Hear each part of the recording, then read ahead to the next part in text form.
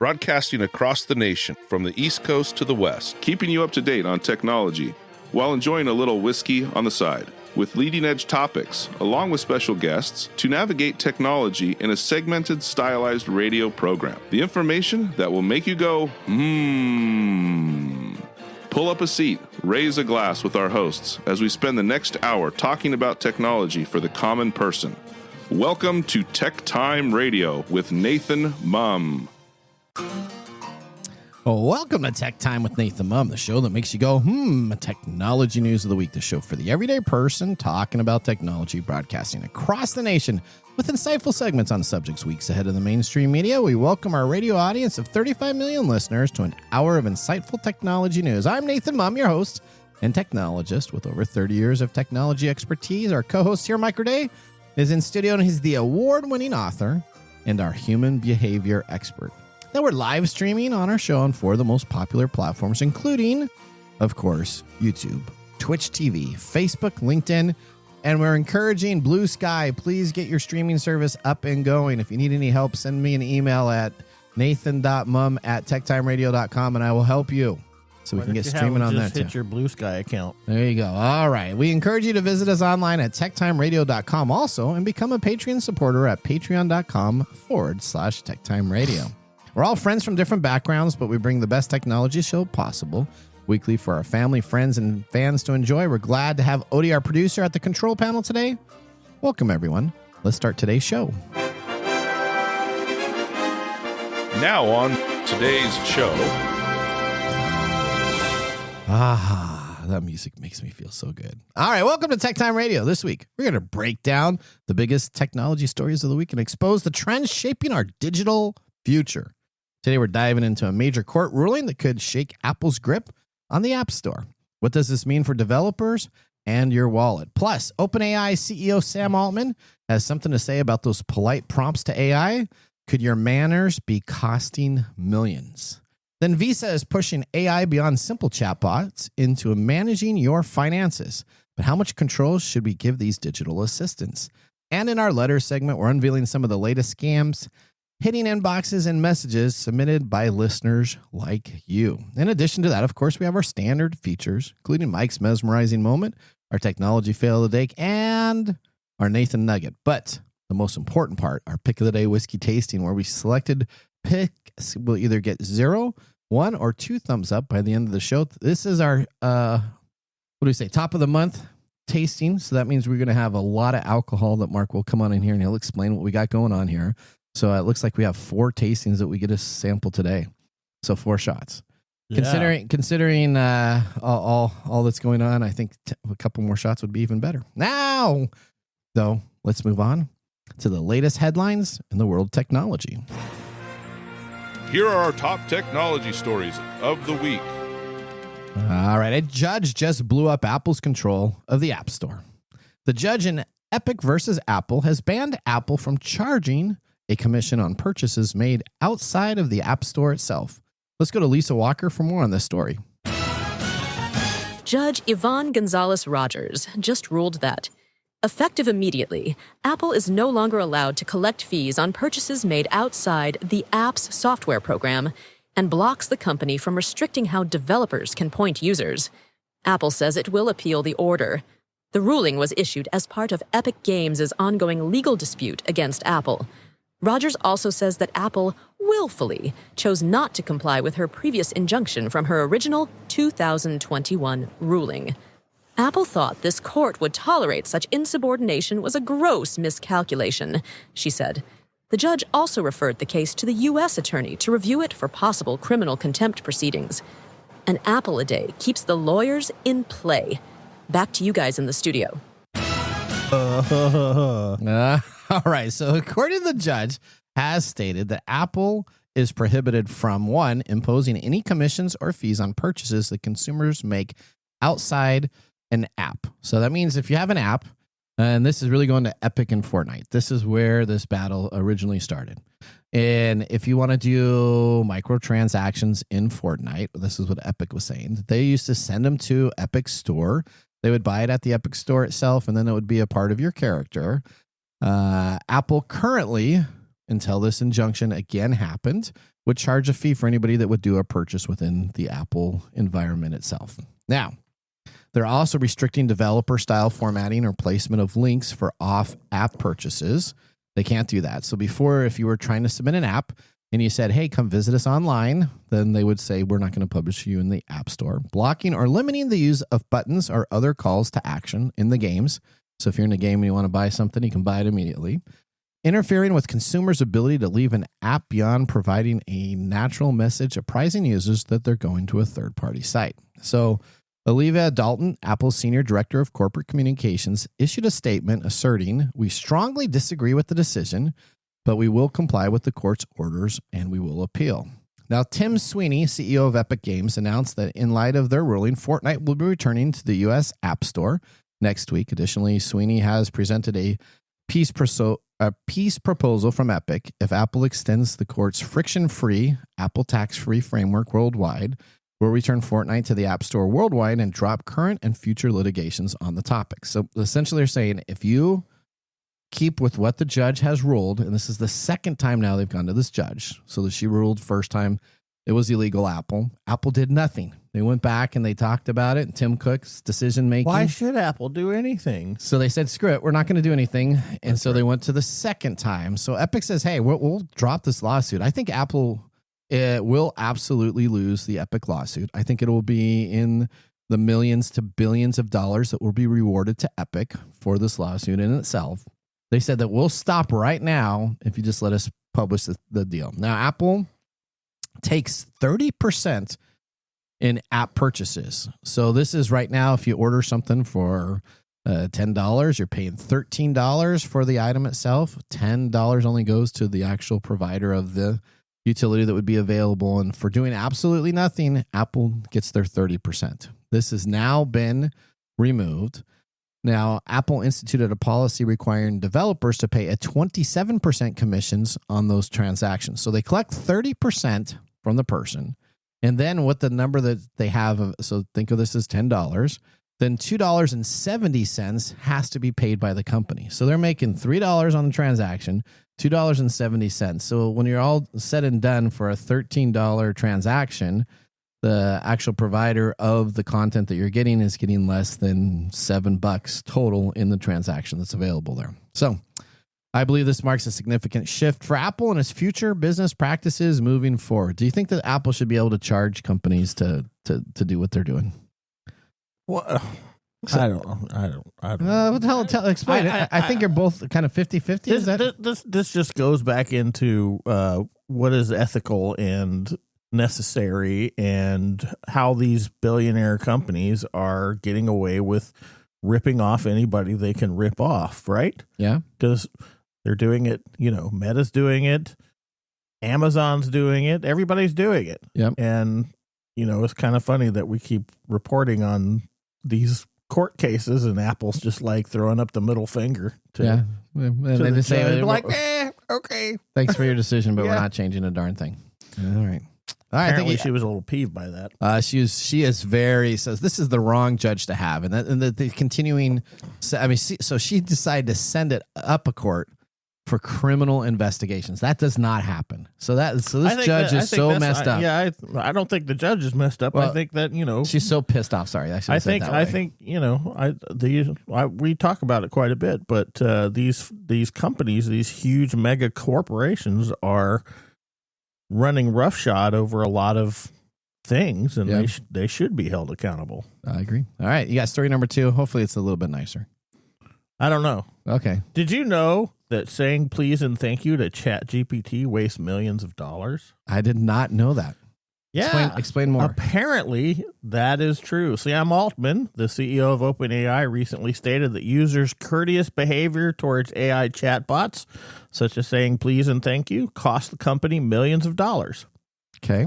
When a user on X questioned how much OpenAI loses because of these polite actions, Altman replies that it totals tens of millions of dollars well spent.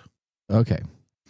Although treating an AI chatbot with courtesy may seem trivial, experts believe that politeness influences AI interactions.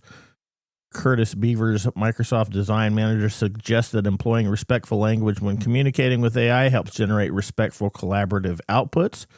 Essentially, polite requests establish a tone for responses that can lead to more effective and professional exchanges. A recent survey conducted in late 2024 found that 67% of AI users in the U.S. reported being polite to their chatbots. Among these users, 55% said it was because it's the right thing to do, while 12% did so to appease the algorithm in case of a potential AI uprising. Okay, all right. Okay. Though the idea of AI rebelling in the future may seem humorous, the environmental consequences of such interactions are very real. A study by the University of California and the Washington Post revealed that creating a simple 100-word email using AI requires 0.14 kilowatt hours of electricity, which is enough to power 14 LED lights for 1 hour.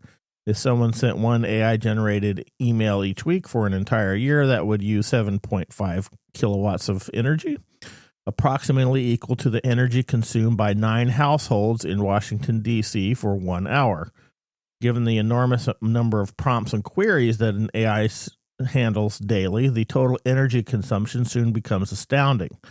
Data centers that support these chatbots account for around 2% of the global energy usage, and this figure is projected to increase significantly as AI becomes further integrated into everyday life.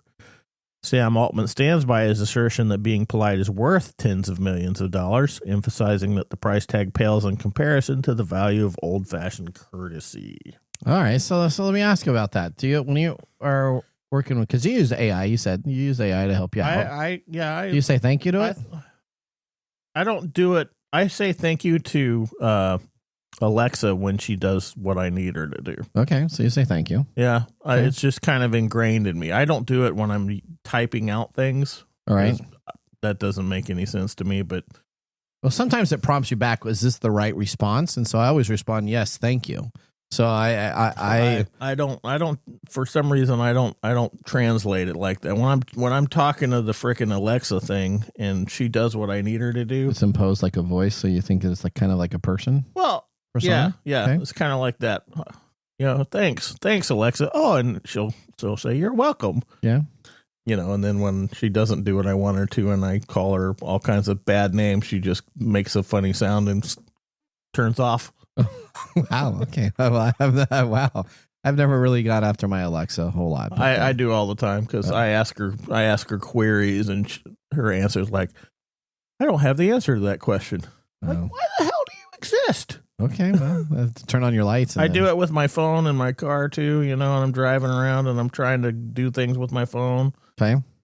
I've said things to it that it like comes back with like little things that say, just because I'm an AI chatbot doesn't mean I can't be hurt by these words. Wow. You must be going whatever. after your AI chatbots a lot, huh?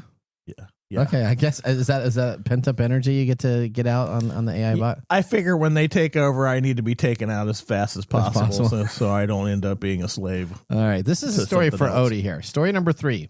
Visa wants to give artificial intelligence agency your pocketbook. Now, these agents are designed to be more advanced. This is something that Visa is doing. Agents are designed to be more advanced than just chatbots. The tech sector has dedicated months to promoting AI personal assistants capable of understanding your needs and performing tasks on your behalf. Visa aims to change this by integrating your credit card with these AI agents. By setting a budget and preferences, these AI successors to ChatGPT and other chatbots could help you find and purchase items such as a sweater, weekly groceries, or even your airplane tickets. Now, last week, Visa announced a partnership with several leading AI chat developers, including U.S. companies Anthropic, Microsoft, OpenAI, Perplexity, and France's Mistral, to connect their AI systems with Visa's payment network. Visa is also collaborating with IBM online payment firm Stripe and phone manufacturer Samsung on this initiative. Now, the pilot projects will commence in the next couple of weeks with a broader rollout anticipated over the year. Now, the San Francisco payment company believes that this will be the futuristic way of making purchases. So we're already kind of doing this if you think about it with Apple Pay that effectively turns your phones into a credit card. Now think of similar vetting process for digital credentials that would empower AI agents to operate on the customer's behalf, assuring buyers, banks, and merchants that transactions are genuine and that Visa will then manage any disputes. Visa doesn't imply AI agents will fully take over the shopping experience. However, they might take over tasks for some tedious, like grocery shopping, home bills, home improvement items, or even maybe Christmas lists. But other items considered to be a little bit more complicated will still encourage people to purchase luxury goods, entertainment, and other items that customers wish to fully engage with the decision-making process. Are you concerned about credit cards taking over in purchasing? Now, let's just talk about what the Federal Reserve came on out saying that over America right now, the consumer balance on credit cards has reached $1.21 trillion of debt that is owed out there on credit cards. Would you turn your AI bot over and let them purchase and manage your budget?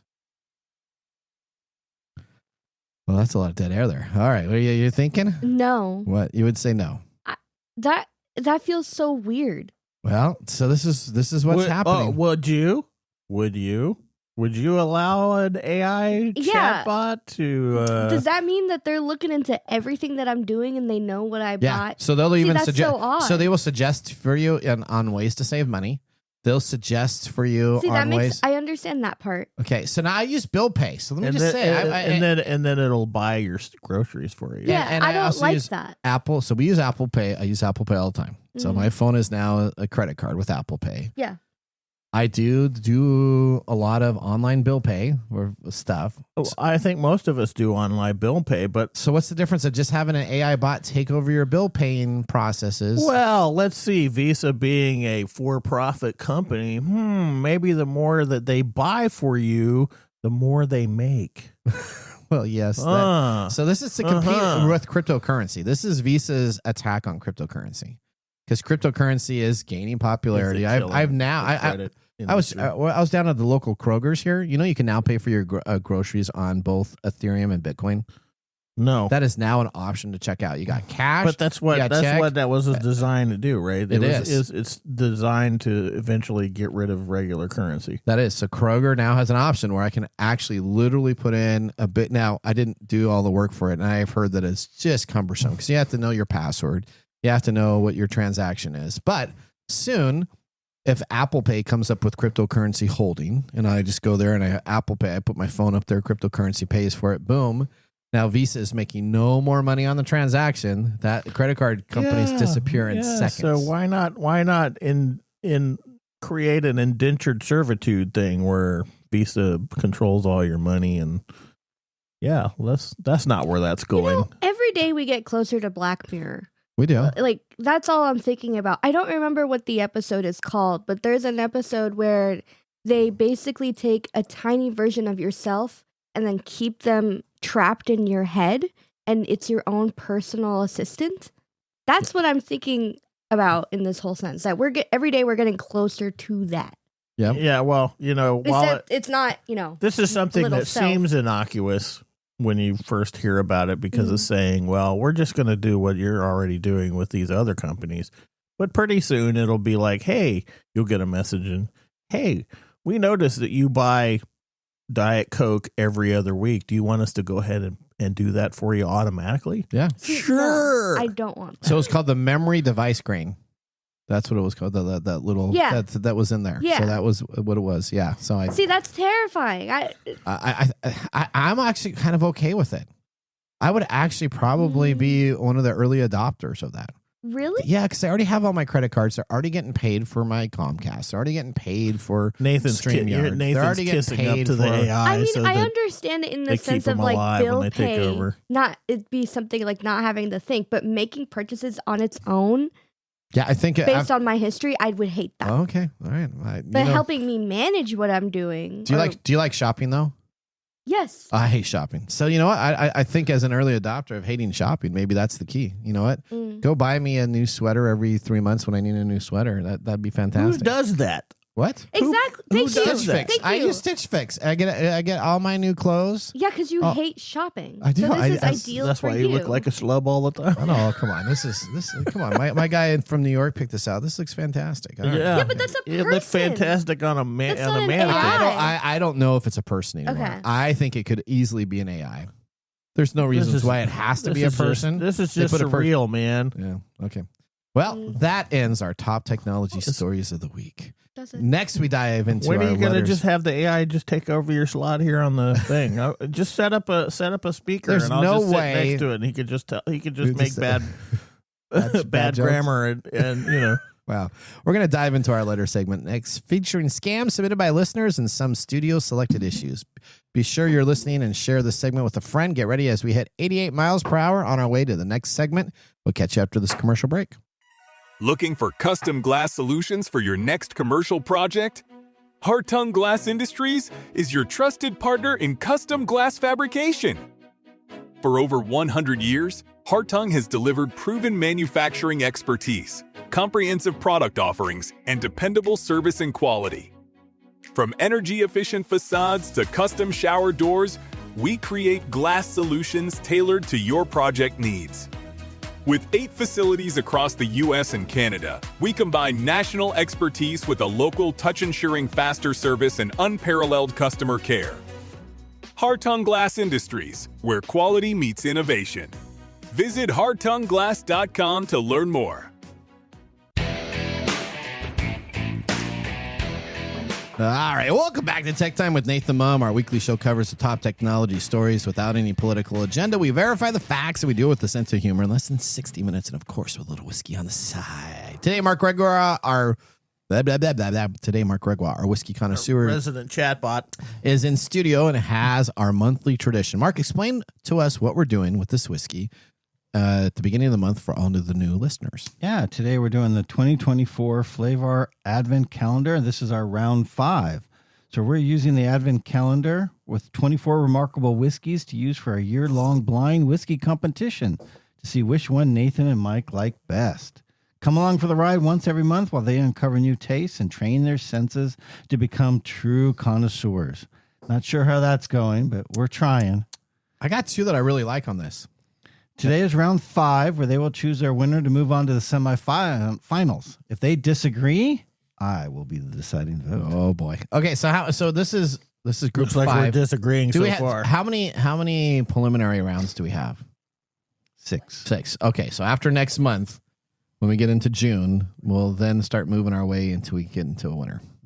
All right. I like 2 of these a lot. Let me tell you a little about today. Our samples are all bourbons. However, they're a mixture of blended straight bourbons and toasted finished bourbons. Now, a blended straight bourbon is a blend of 2 or more straight bourbons, possibly from different states or distilleries, but without any added neutral spirits, flavors, or coloring. Toasted finished bourbons are bourbons that undergo a secondary maturation in toasted barrels, often following initial aging in a traditional charred oak barrel. This finishing process imparts unique, often sweeter, more dessert-like flavors to the whiskey. Okay. You know, I like 2 of these a lot. So are 2 of these toasted? 2 are toasted and 2 are blended. I think I love the toasted. I think I have 2 of the toasted. Oh, well, let's see. Which 2? So this one and this one. So that's the water glass. Yeah. That one is a toasted. Okay. And what's the other one? The Glencairn. That one is a blend. Oh, that's a blend. Yeah, one of each. Oh no. Okay. I thought I was getting the toasted. I'm starting to buy a lot of toasted. All right. Well, You certainly are toasted. Is that what you said? I'm going to be toasted. Well, let all our listeners and viewers out there, don't forget to like and subscribe. Drink responsibly, especially when you're doing a lot of whiskey tasting, because heaven can wait. All right, Mark, thanks so much. All right, with our first whiskey tasting completed, let's move on to our feature segment. Today, we bring back the funny yet informative reading of emails that I received during the week. This includes scam, phishing emails, texting scams, and all-out mistruths disguised as legitimate emails in a segment we call Letters. Letters, we get letters.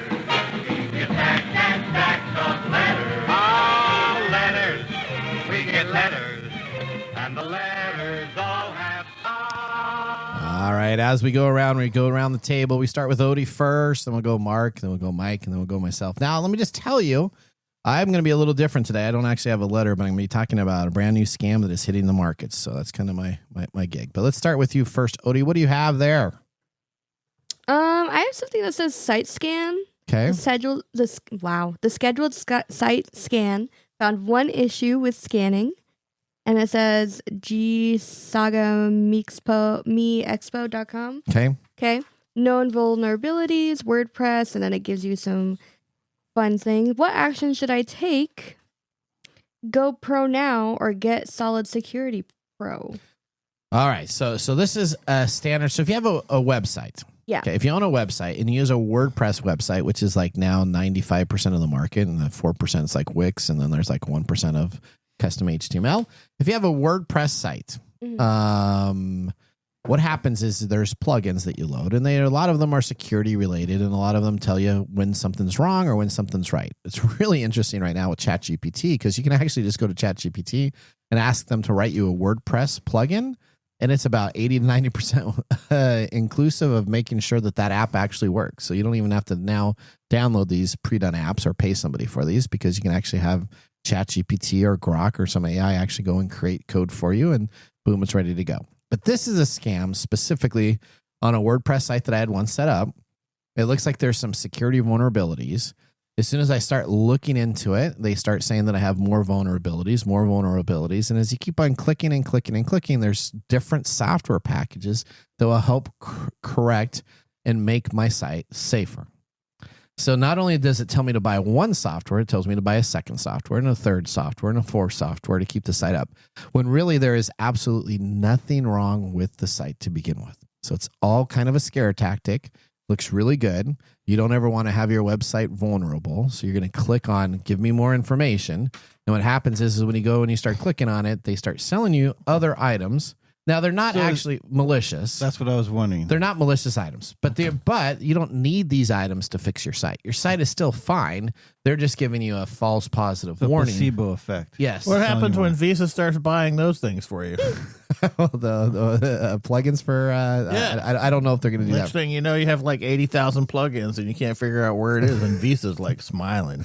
Also, it's important to note that looking at the email itself, it looks like a legit email. It's pretty close, right? No. It looks like a security email. Other than the fact that it's gsagameexpo.com. Yeah, so it's kind of a site. It was a site that I actually have purchased on GoDaddy, so they knew that I have the site. Now I don't have anything running on that site, so they shouldn't have expected that. So the thing is great scam. I don't have anything on that site, so when you're trying to tell me there's vulnerabilities, I don't have anything. That's just a parked domain site, but still, their actual effort worked pretty good. If you had that site and that site was actually being used, I think I would have clicked on it and done a couple purchases. All right, Mark, we'll go to you next. What does your letter have? Mine is pretty lame. Oh, wow. Now he doesn't like, okay, hang on now. It's lame from the spammers. Okay. So let me tell you. So it came from Citricom Billing, a.k.a. OmniNet, and it says it's an invoice, and it says, Dear Nathan Mumm, the attached invoice number, blah, blah, blah, for $0 is due. Yeah. Well, you put $0, I'm going to throw it in the trash, even if I think it's real. So the AI, whatever AI engine, the actual attachment that they said, even though I said on the email that I owe $0, there's an attachment that came with it. There's a PDF attachment. Yeah, and the PDF attachment said that I owed $49. Okay. So somehow maybe they fat fingered it in their deal and didn't realize that it should have been a 49. They missed a 4 and a 9. And a 4 to 9, and they just put $0 there. Could they have made it so the PDF contained a virus? They could have made it so a PDF contained a virus. This one actually didn't have a PDF that did contain a virus. But this is not a legit company that was trying to do an invoice. What this does do, though, in your spam filters is if I let this through and I don't flag it as spam because it's $0 and I just keep it in my inbox, the next time they send an email and the next time they send an email, it will just automatically come into my inbox because I haven't really deleted them. There was no reason for me to necessarily delete it because it's $0. So I'll just let it kind of hold out in my inbox, which then creates a false sense of Did this security. actually come into your inbox or did this come into your spam folder? No, it came into my inbox. Oh, it actually made it through the Yeah, spam. because they've sent me a couple others at $0 that I just kept in my inbox and I never really deleted. And so now all of a sudden they come in there, and when the next time they want to charge me $60, $90 or whatever, they're going to be right there. So what you're recommending then is right click on it and say mark as spam. I should do that. But then I have about 2,000 unread emails. So I'm not a very good job. I grew up in the Gmail era where you could just have like all of your items in your inbox and you'd star them. You didn't have categories back in the day. You would just star them in your inbox. And so I developed the habit of having like 20 gig inboxes. So yeah. Okay. All right. continuing on, we'll talk about my bad processes of my inbox. Yeah. Okay. Why not? All right, what do you have here? Yours is scary. Mine is? Yeah, I almost clicked on yours. Oh, okay. Well, That's why it's scary, because That's you why almost clicked on it. Okay. it is from Yeah. 501c3 Center Company. Okay. With hello at my501c3center.com. And 501c3 is a not-for-profit classification. And this headline says, review and file your 990, which I am assuming is a tax form for a 501c3. That is correct. Yep. Hello, Courtyard Media Foundation. Okay. And that is your 501c3. That is correct. This is a reminder that in order to maintain the status of 501c for Courtyard Media Foundation, the IRS requires you to file a Form 990 annually. If you haven't filed for the year ending 12/31/2024 yet, now is the time to do so. To file your annual 990 in series with our assistance, please click the link below. So did you click the link or did you almost click the link? You always click the link to follow the scan. So I actually clicked this on my main machine. And then I had to send it over to my other machine to actually take a look at it. So I did click on it and it came on up. This was right when it's like April 28th. I'm like, okay, this is the deal. What's going on here? I looked at the title quickly. It kind of sounded like it was legit and I did click on it.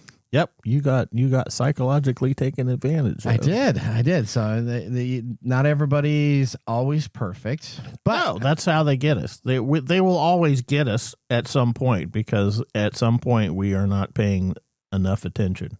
Now, what I will say is that it's supposed to take you to the IRS to get your form, right? So it took you to a mocked version of the IRS. Oh, they tried to fake it? They tried to fake it. But now the IRS website is blue.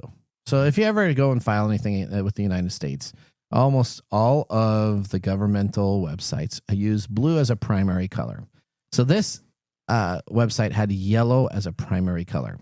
Probably the worst color to choose to alert somebody when you're going to the fake web page and all of a sudden say, this does not No, look. that sounds really good because they just peed all over you. Is that what it? Yeah. Okay. So That sounds like So the website actually is what triggered me, and I go, this does not look right. I know all government sites are normally blue. Now in the state of Washington, it's very green. So I mean, we have normally colors that are profound with each of the states that you are in, and have stuff taken care of. So that was it. Well, can you also, after you click on the link, couldn't you just look if it was a .gov? I did look up there too, but the first thing that came on up was it was just yellow. It was even just yellow. still, the link is just a bunch of gibberish. Yep. It's KBOJ-ZGPM. Yeah, but you don't see that link until you print it out, right? So when you just see the HTML that was there, okay. HTML was covered, so I did not see that itself. You didn't hover your mouse over it, which is a little trick. I was in a hurry, so I had some bad. You need to listen to TechTime Radio's letter segment. This is where psychology works against you. This is what Visa is counting on. Oh, you're going on that Visa thing. I'm just going to hang on Visa because that's ridiculous. I'm going to ask you a question about Visa. Yeah, I know. You already know my answer, too. All right, well, I don't know your answer necessarily. All right, here we go. Here's mine. Now, everybody listen up to this one. All right. Okay, Odie, are you ready? Because I don't know if you've gotten this. Have you received a package from Amazon or one of your retailers that all of a sudden had a QR code inside of your package and asked you to fill out a survey for them? Or have you received something where you purchased from Amazon or an online store and it had a QR code in there and it asked you to give them feedback or to give them a rating? Sometimes they even incentivize you to do this and give you money for a positive rating. And all you got to do is show it to them and boom, they'll give you some money back on PayPal or through another area. Or received a box that you did not know where it was coming from with a QR code on the outside. Has that happened to you? The only time I've ever written a review is if I really love the product or if I really hate the product. But let me just ask you, have you gotten a QR code in a package? No. You've never gotten a QR code in a package? Probably, but I'm not going to click on it. I have. Okay, you have. Mark, have you done it? Oh, absolutely. Okay, so guess what? The newest scam that's going on is that people are actually selling products, putting in malware in the QR codes. So what happens is you open your phone to give a review, you scan it because it's getting so easy, and you just think, okay, I've done it before, and there hasn't been a problem. So these new scammers are actually working with low-end products. So let's say you buy a cheap headset, or you buy some cheap knockoff iPods or some type of speaker system, or anything, a cable. You get that rating in there. Now what fraudulent people are doing is putting in QR codes that immediately load malware on your phones and take over your phones when you do that QR code. Okay. Huge hit that is hitting right now. And it is called now, what it is a brushing scam.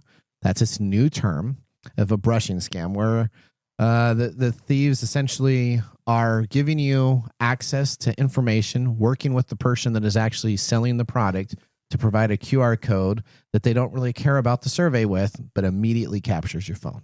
If this happens to you and you do scan this QR code, it will immediately shut down your phone, brick your phone, lock your phones, or immediately send information on the back end to this third party that has an open portal to your phone itself. Treat QR codes the same way you do links now. With What's emails. the point of bricking somebody's phone?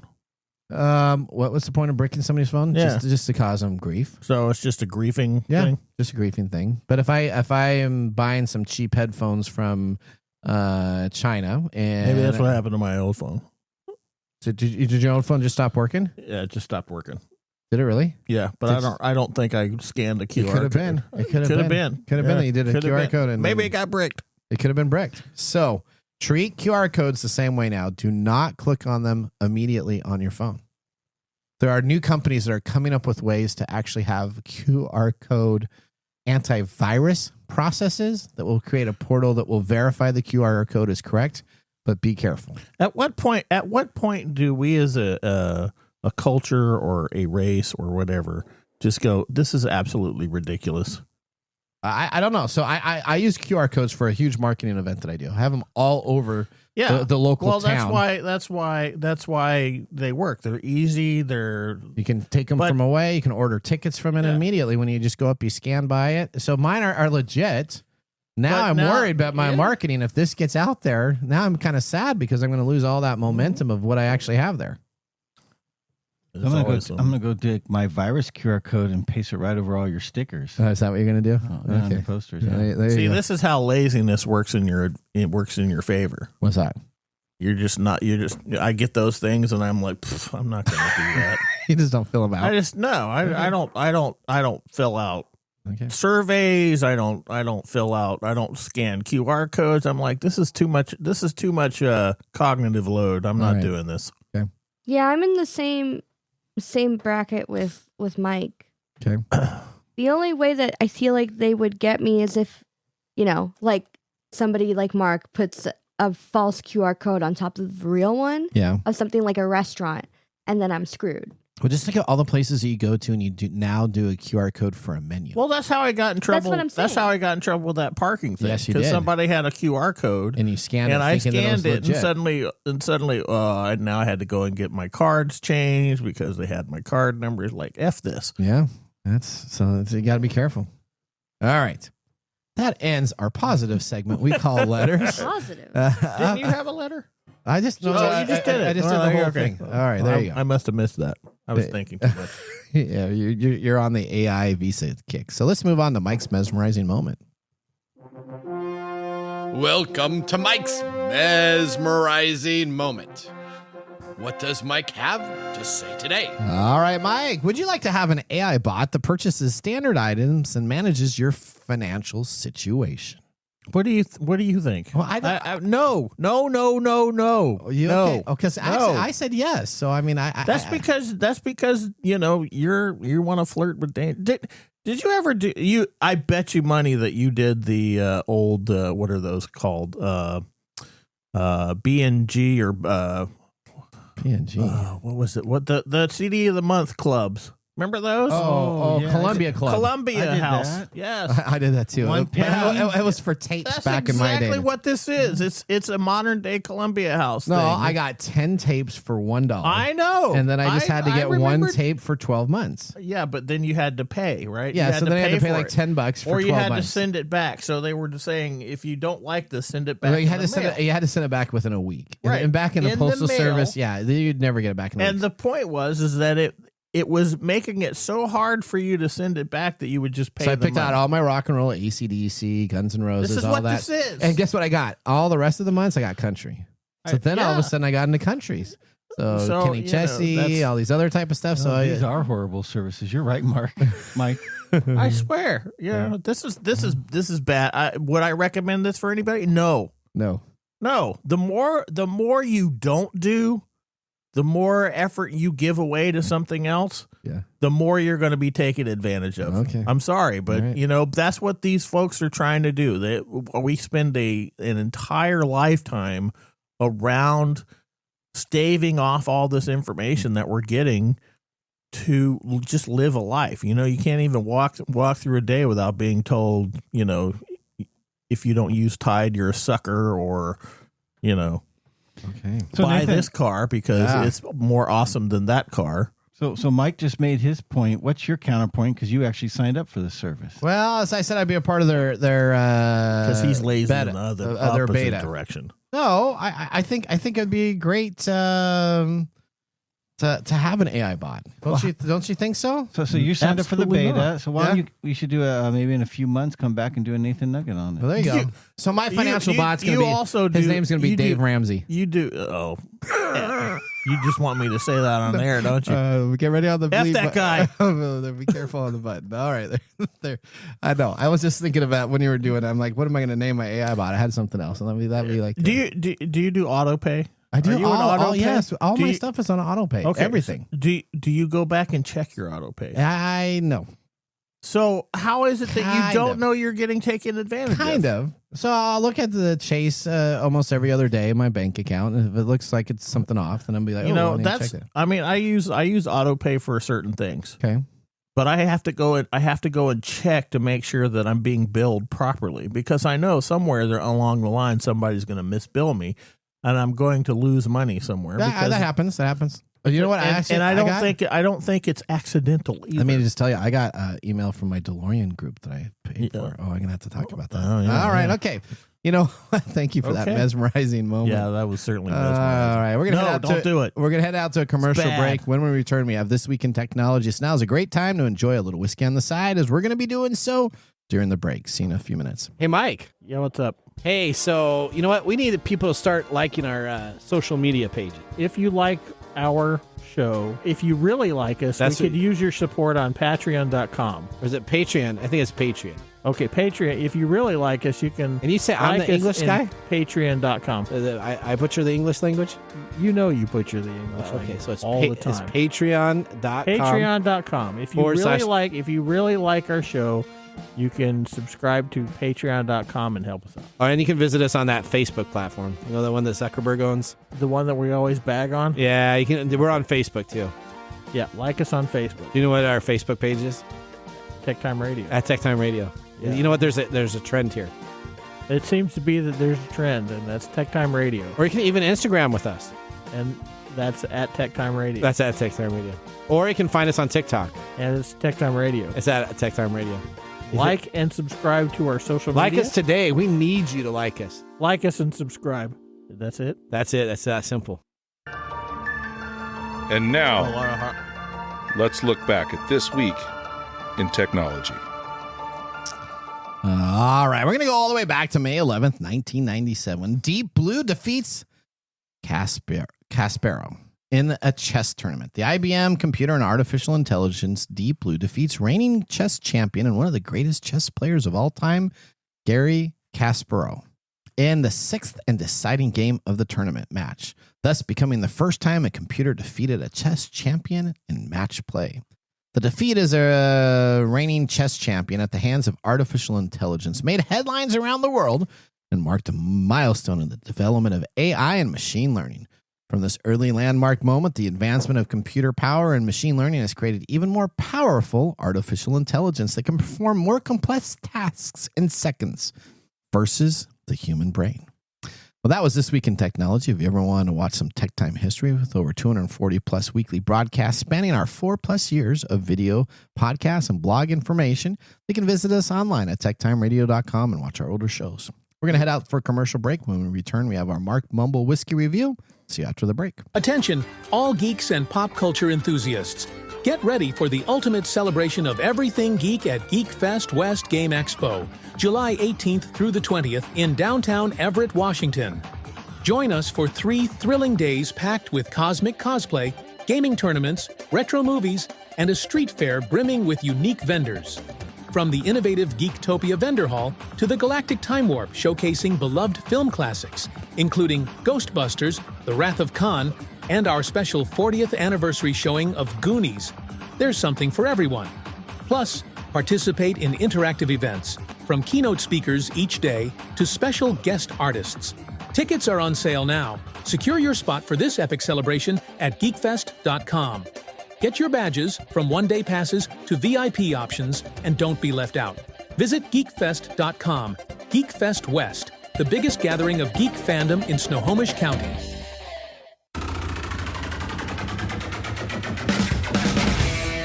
The segment we've been waiting all week for. Mark's Whiskey Mumble. You know, Mark, how I know Nathan's not an AI bot yet? How's that? How's that, Mike? Because he still messes things up like Gary Kasparov. Is it Kasparov It's or Kasparov? It's Kasparov. Kasparov. Are you sure? Yes. Okay. All right. We'll see. Listeners. That's how I know. Is it Gary Kasparov or is it Gary Kasparov? It's Kasparov. Okay. So you He's a listener. He's a Russian grandmaster. I know that. All right. So you listeners, you need to say, is Nathan right or is Mike right? Yeah, you know who's right. Okay. All right. Let's move on to our pick of the day. Not AI Nathan. Today, May 6th, we are celebrating a day that we are all currently celebrating right now. Kasparov Day. That would have been a good guess. That would have been a good one. Whiskey Day. It's pretty close. Okay. National Beverage Day. Oh, I like National Beverage Day. Now, we could not be more excited about National Beverage Day. The day encourages us to sit back, relax, and enjoy your favorite beverage. Beverages come in many forms, and the good news is there's one for every taste. The only thing that matters is that you pick up and make some of your favorite gathering with friends and family. So Kool-Aid. get ready to enjoy and unwind. Oh, I like some sweet tea. A little sweet tea. Well, what? Sweet tea. Have you ever been in the South? They always do sweet tea. That's like not how sweet they. That's not how they say it in the South. It's Okay. not sweaty. It's not tea. sweaty. A little sweet tea. Okay. Well, in celebration today, we have 4 beverages we are sipping on. And I did write with friends, but I'm not sure right now. Okay, well, you guys have us all getting liquored He's up. sweaty. So let me just tell you, the show gets a little bit more, the first of the month show is a little bit more degraded as we drink through all of our shots. Do you have a favorite yet? Or are you still I deciding? do. I do have a favorite. I absolutely have a favorite. This is my favorite right here by far. And Mike, do you have a favorite? Yeah, that's my Oh, favorite. Oh, wow. you guys agree. We're agreeing so Wow. far. I don't Wow. even have to drink. So you guys all chose the one in the water glass, which is Yellowstone Special Finishes Collection Toasted. Oh, It's from Lux Row, which is now owned by MGP Ross and Squid. It's from Kentucky. This is a finished straight bourbon, so it is toasted. 4 years, 100 proof, $52. okay. All right. And then do you have a worst one? Yes, this shot glass. I am not liking the shot glass. Mine's in the. So yours is Third- in reverse order. Oh, okay. Third Okay. position. Well, that one is Penelope Toasted Series. Now, this was the one for November or December 24th. This is the special one. Okay. That they put into the wine Okay. or into the box. Okay. Man, I haven't even been drinking. I'm all over the place. Oh, you got a lot of drinks over there too. I was don't thinking know. about all their different favorite beverages. Okay. All right. So this one is also from MGP Ross and Squid. It's distilled in Indiana. It's a finished straight bourbon, roughly 5 years, 100 proof. And this one is $70. This is the Okay. most expensive one. Okay. That's good that my taste decided to go with the kind of the $50 bottle. Did you have a close second? I did. I so my second would have actually been here. So that would have been. The Glencairn? Yep. What about you, Mike? Mike's that was his number 2 also. Yeah. No, this is my number 2. Yeah. So we're the same. We're the same. Yep. That's my yeah. number 2. That's my Okay. number 2. So that one, number 2 was Mumm and Green Whiskeys.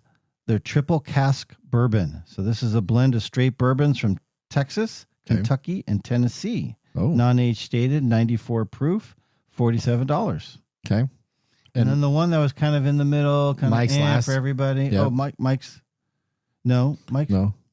No, it Yeah, wasn't that would Mike's. be my last. I'm having trouble because they all taste pretty good. So No, actually, the one I just rearranging read them. there was Mike's last. Okay. Glen Okay. Parent. Okay.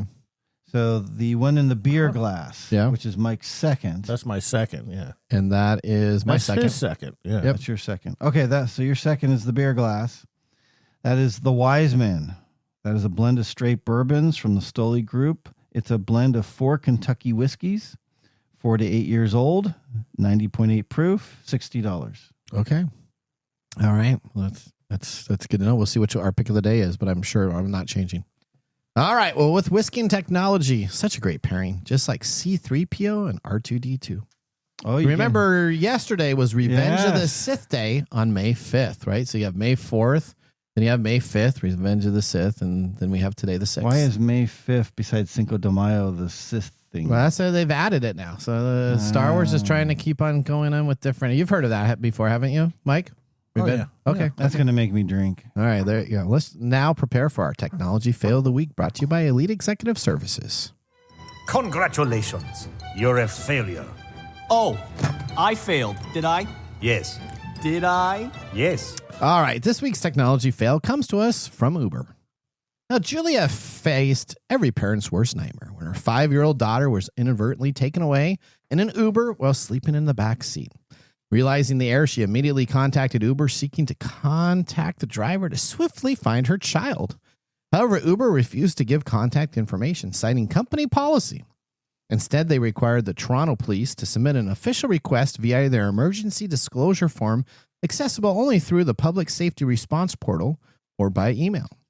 Now, this bureaucratic process hindered the efforts to locate this child. Bureaucratic. That I actually like that one because it sounds like necrotic. Okay, there you go. Although Uber was unwillingly to provide direct help, Toronto police managed to trace the driver through other channels. Upon arrival, the officer found the child safe but understandably distressed. The girl had been unknowingly transported about 20 miles away from her initial drop-off point. Now, Julia, the mom, felt relieved but enraged by Uber's lack of immediate support. Now, as compensation, Uber offered a $10 credit, which Julia deemed deeply insulting. Now, Uber justified its actions by stating that its policies aim to protect the privacy of both riders and drivers. Nonetheless, critics claim the incident exposed a significant flaw in emergency response procedures within the gig economy, when efficiency often comes at the expense of customer service. Now, technology analyst Camry Levy pointed out that traditional transportation services usually have direct customer support systems, while companies like Uber depend on strict protocols that can complicate the urgent situation. Julia has since intensified her efforts, demanding policy reforms that would ensure Uber prioritizes the safety of minors in similar circumstances.